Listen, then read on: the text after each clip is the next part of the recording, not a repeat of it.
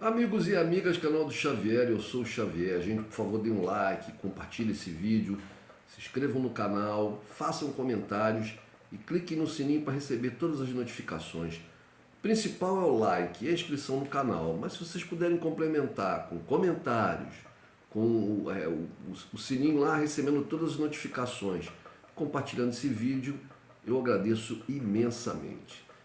Guerra na Ucrânia, essa coisa que não acaba. Pois é, gente. Pelas informações que eu tenho, na guerra da Ucrânia, na atualidade, nós temos aí por volta de 700 mil soldados ucranianos. 700 mil soldados ucranianos. Alguns dizem que talvez tenha um pouco mais, um pouco menos, mas vamos colocar aí nessa faixa de 700 mil soldados ucranianos. Os russos, com os reservistas, essa chamada de reservistas aí, de 300 mil reservistas, a Rússia não chegaria, porque os 300 mil virão, mas vão sair soldados que estão lá lutando há muito tempo. Então a Rússia vai ficar com talvez a metade desses 700 mil, ou seja, por volta de 350 mil homens. Ou seja, ela tem uma desvantagem numérica, a Rússia, em relação à Ucrânia. Além da desvantagem numérica, a Rússia luta sozinha nessa guerra, enquanto que a Ucrânia não luta sozinha. A Ucrânia recebe ajuda de todos os países europeus, dos Estados Unidos e de seus aliados pelo mundo, aliados americanos, Israel, Austrália, Nova Zelândia, Japão, Coreia do Sul. Todos esses países ajudam a Ucrânia de uma maneira ou de outra, ou com armamento, ou com víveres, ou com uniformes, ou com medicamentos, com tudo, ou com dinheiro, ou até com pessoal. Acredita-se que existam muitos, não se sabe o número ao certo, mas muitos mercenários travestidos de soldados ucranianos lutando. Muitos podem estar até na retaguarda, não exatamente lá no campo de batalha. Mas a gente sabe que uma guerra não é feita só pelo fronte. O fronte é a parte mais quente da guerra. Mas para cada soldado que está no fronte, existe uma imensidão de pessoas na retaguarda, né, cuidando de toda a sustentação desse soldado que está no fronte.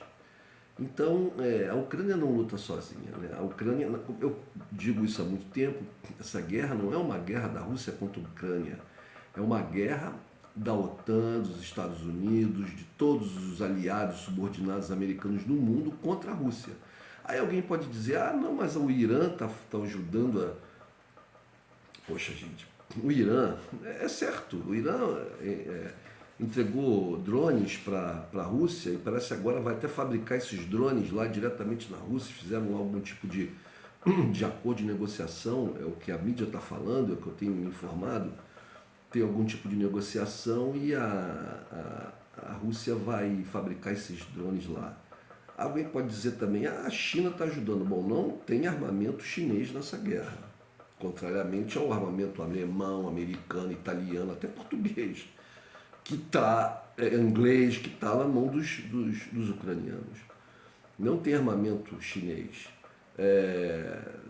Não se sabe, a mídia ocidental não reporta isso, a mídia ocidental anti-Rússia, ela não reporta isso em nenhum momento, nem aqui no Brasil, nem nos Estados Unidos, nem na Europa, de que, por exemplo, especialistas russos, especialistas chineses, militares chineses, estejam juntos dos russos no fronte. A China está sustentando a Rússia. Ora, o Brasil sustenta a Rússia, o Brasil compra da Rússia fertilizantes e outros itens, então o Brasil está sustentando a Rússia, né? A China tem negócios, comércio com a Ucrânia também. Não é bem assim. Agora, a coisa direta, clara, explícita e em grandíssima quantidade, né, é feita pelos países ricos europeus, os norte-americanos, o Canadá, né, Israel, que inclusive por sua ajuda aos ucranianos tem recebido reclamações muito fortes dos russos, porque os israelenses e os russos tinham boas relações.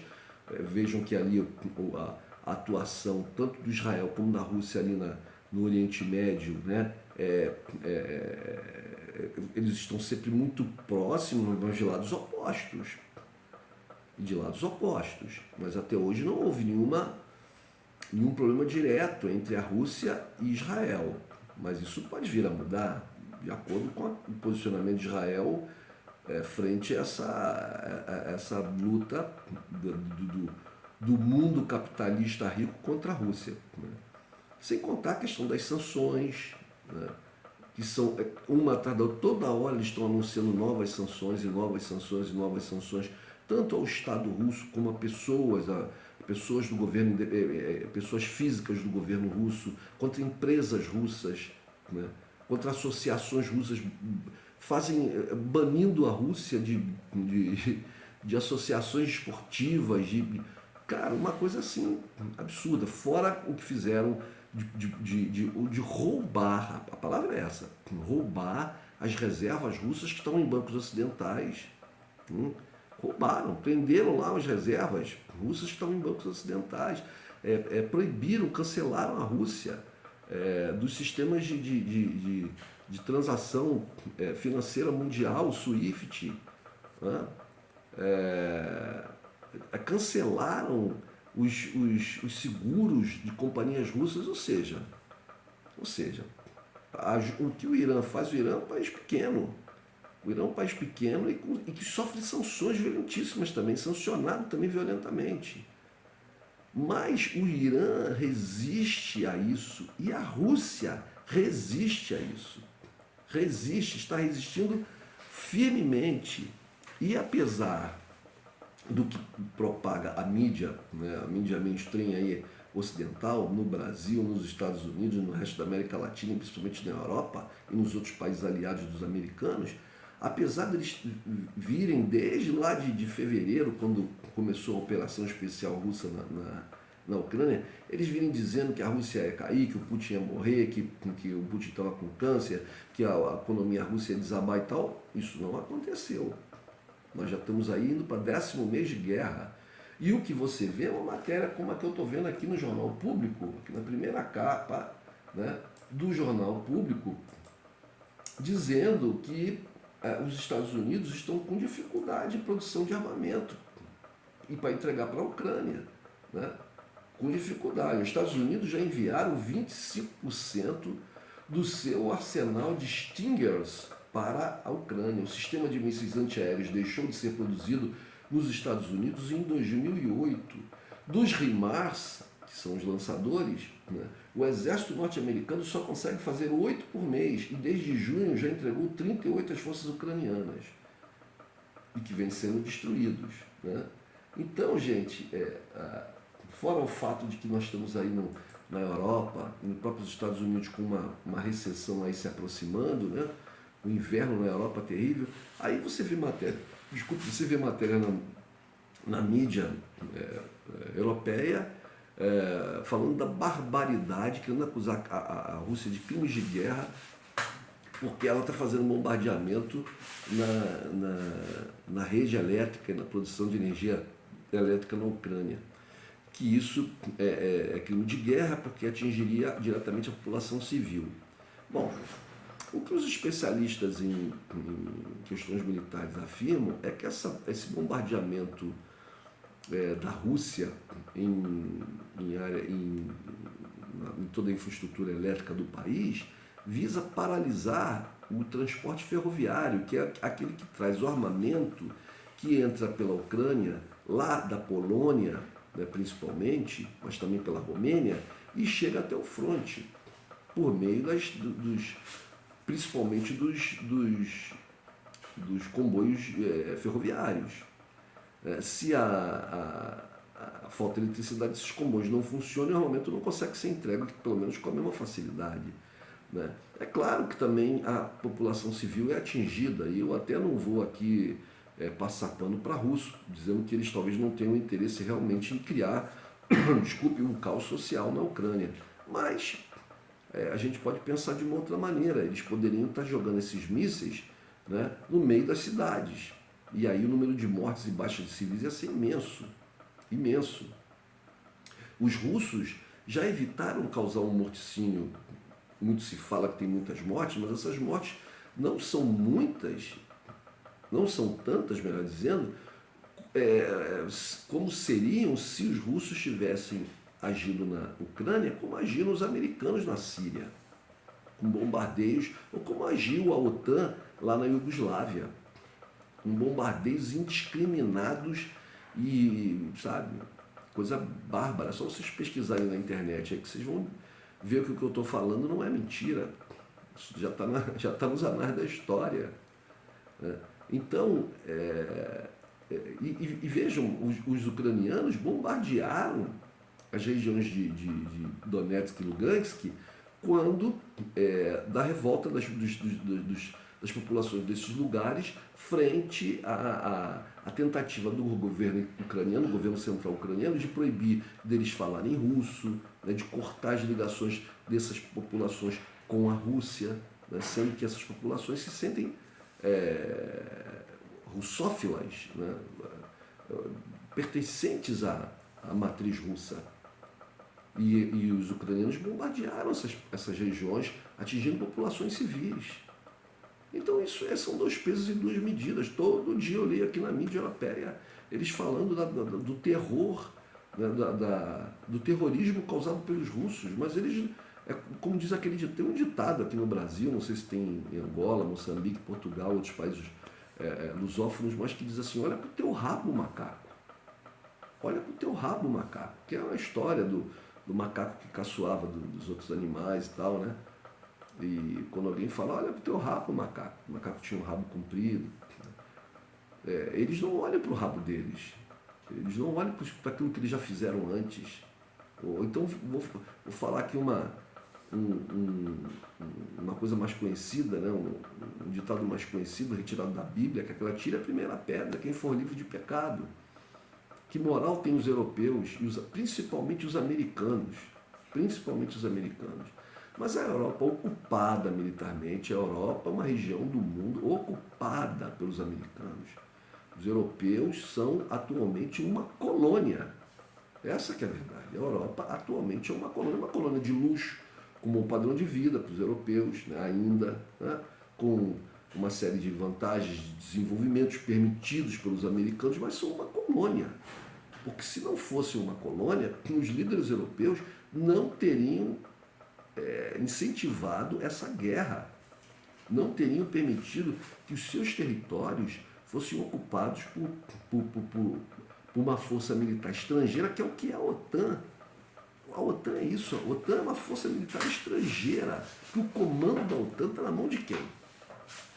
Quem é que tem o comando verdadeiro da OTAN? São os europeus? Claro que não. São os Estados Unidos. O comando militar da OTAN é dos Estados Unidos. As ogivas nucleares da OTAN são americanas. Os europeus permitiram essas ogivas lá para os proteger da Rússia. Né? E foram avançando sobre aqueles países da antiga União Soviética, sobre os quais havia um acordo tácito, né, entre o governo americano e o governo russo, de que a OTAN não avançaria sobre esses países. Eles fizeram justamente o contrário. Aproveitaram a fraqueza da Rússia. Só que as coisas não duram para sempre. A Rússia se fortaleceu, falou, pediu, reclamou, esperneou, chorou, berrou, eles nada. E agora? A Rússia foi. Né? Foi arriscado o que a Rússia fez? Foi arriscado. Ela utilizou muito pouco pessoal. Os especialistas falam isso, que a quantidade de soldados russos colocados na guerra foi muito abaixo daquilo que seria o ideal para a guerra, daquilo que seria o necessário. E mesmo assim, gente, mesmo sob sanções, mesmo com inferioridade numérica, mesmo com todos os países da Europa, Estados Unidos e vários do mundo ajudando a Ucrânia, né? Mesmo com tudo isso, a Rússia ganha a guerra. Ganha a guerra. Até agora, hoje é dia 28 de novembro de 2022. A guerra começou em 24 de fevereiro. E a Rússia ganha. Ela tem um correspondente a mais ou menos 20% do território ucraniano, do antigo território ucraniano, até antes se a gente voltar no tempo, até antes da tomada da Crimeia, ela tem isso, 20% do território ucraniano tomado. Né? Enquanto que o território russo em si não foi praticamente atingido. Ela recuou, a Rússia recuou, mas recuou dentro do território ucraniano. E não há certeza, na verdade há muitas dúvidas se a Ucrânia agora tem capacidade de avançar para além do que ela já conseguiu ali em poucas regiões, em algumas regiões consideráveis, um espaço até considerável, mas dentro do seu território. Ela está com uma imensidão do seu território tomada. Ela tem tido a sua infraestrutura elétrica, né, e outras áreas da infraestrutura fortissimamente atingidas pelos ataques russos. Está com sua economia estraçalhada, está com dívida monstruosa aos países que lhe venderam armas, para os americanos. A população está comendo o pão que o diabo amassou. Tudo isso poderia ser evitado. Gente, na época da ditadura militar, quando o golpe militar estava sendo tramado, conspirado no Brasil, né? E quando aquele deputado lá, que era, se não me engano, o presidente da Câmara dos Deputados na época, esqueci o nome dele agora, gente. Bom, é clássico, já é histórico, o pronunciamento dele: declaro vaga a presidência da República e tal. Isso alegando que o presidente da República, o João Goulart, tinha saído do país sem autorização do Congresso, que era falso, ele estava no Rio Grande do Sul. E naquela época, com as dificuldades, não é como hoje, que você grava um vídeo, né? Não tinha aquelas facilidades na época, estou falando de 64. Então, os militares, todos eles, né, conspirando com o apoio dos norte-americanos, a gente sabe disso hoje, né? Todos eles, não, uma parte dos militares considerável, conspirando para derrubar o governo do João Goulart e colocar um governo de direita, como eles queriam, subordinado aos americanos. Eles começaram a se preparar foram para a rua. E lá no Rio Grande do Sul, o Brizola conseguiu até o apoio de alguns militares lá no Rio Grande do Sul, e o Brizola queria ir para o enfrentamento, mas o João Goulart decidiu que não. O João Goulart preferiu sair, se exilar, né, porque ele falou que ia ser uma guerra civil no Brasil, né? Ia ser brasileiro matando brasileiro, ele não queria sujar as mãos dele, não queria ter nenhuma responsabilidade nisso, ele preferiu se exilar. A gente pode dizer, bom, ele se exilou e tal, e foi instaurada a ditadura no Brasil. Sim, mas não houve a guerra civil que ele tinha previsto, porque haveria, com certeza. Né? Se o Brizola, com a luta pela legalidade com os outros militares lá, apoiando o João Goulart, fosse para o enfrentamento, esses militares golpistas tinham apoio dos americanos, poderia ter até uma intervenção americana. Então, sei lá, é difícil a gente pensar sempre no condicional, ser isso, ser aquilo, ser não sei o quê, mas foi a decisão do João Goulart. Na Ucrânia, eles poderiam ter evitado a guerra. Eles poderiam. Vou repetir isso aqui pela enésima vez. Eles poderiam, e quando eu falo eles, eu falo o governo da Ucrânia, os europeus, norte-americanos. Porque quais eram as reivindicações russas? Bom, a Crimeia era deles já. E a Crimeia já era, a maior parte da população, se não a totalidade, era russa. Lá havia uma base militar russa, há uma base militar russa. Os ucranianos achavam então que os russos iam deixar que eles levassem a sua base naval lá na Crimeia, sabe? Então, Crimeia perdeu. As regiões de Donetsk e Lugansk, e a Ucrânia se transformaria numa federação, e essas regiões teriam autonomia, não deixariam de ser ucranianas, só teriam autonomia, como tem países, como tem a Escócia e a Irlanda e o País de Gales em relação ao Reino Unido, à Inglaterra, né? Como tem as regiões, várias regiões da Espanha, autonomia, como tem Açores em relação a Portugal. Né? E a Ucrânia se comprometeria a não entrar para a OTAN. Mas não teria tido guerra, não teriam morrido milhares de pessoas. Outra questão, gente, essas vitórias ucranianas são feitas à custa de milhares de mortes. São milhares, os especialistas militares falam isso, são milhares. Qualquer ação que eles fazem, eles perdem lá 10 mil homens, isso é um absurdo. É um absurdo. Quando a Rússia se retira, justamente até para evitar a morte dos seus. É claro que numa guerra, homens morrerão, né, soldados principalmente, mas também gente civil e tal, mas você pode evitar isso e diminuir isso ao máximo. Né? Mas essa não é a postura da Ucrânia. O governo ucraniano está fazendo o seu povo de bucha de canhão, de carne para moer na máquina de moer carne. Isso é uma vitória? Você trocar a vida das pessoas por território? Não, não é. Então, o que acontece?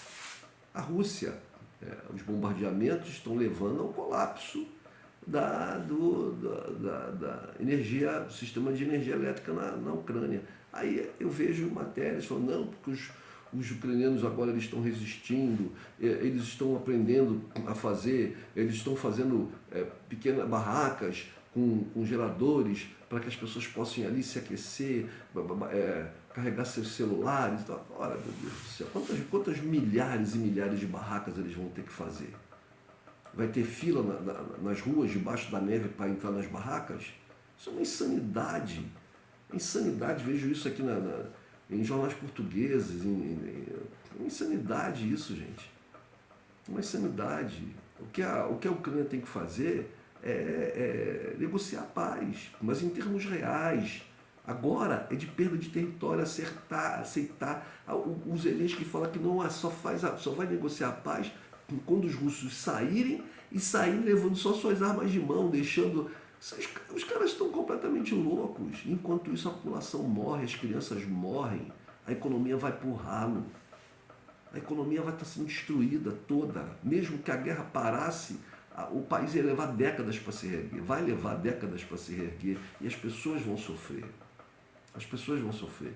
Já existem milhões de ucranianos, muitos que não voltarão, nem se a paz for retomada, não voltarão, porque já desenvolveram as suas vidas, já levaram adiante suas vidas em outros países e não voltarão.